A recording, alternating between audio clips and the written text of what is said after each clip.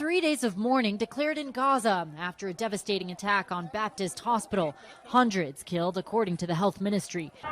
Thousands were sheltering there after being forced to flee from the north of Gaza. It comes as President Biden heads to Israel and the Kingdom of Jordan Wednesday to speak with the regional leaders about this growing humanitarian crisis. And at our request, the United States and Israel have agreed to develop a plan that will enable humanitarian aid from donor nations and multilateral organizations to reach civilians in Gaza, and them alone. Hundreds of trucks with supplies for Palestinians in Gaza are waiting on the Rafah crossing in Egypt to open, hoping to get inside Gaza to deliver vital resources for the millions in need. Aid workers say thousands could starve unless food is allowed in, water and fuel also running out.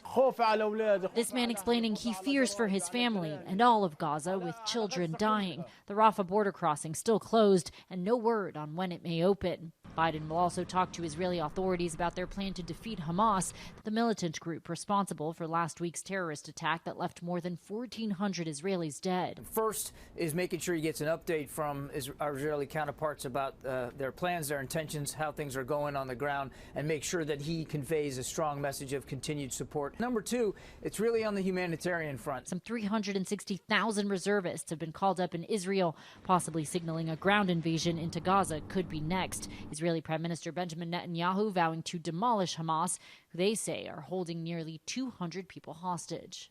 And crowds already taking to the streets across the region in protest of the strike on that hospital as President Biden touches down in Israel tomorrow. Inez de la Cuetara, ABC News, Jerusalem.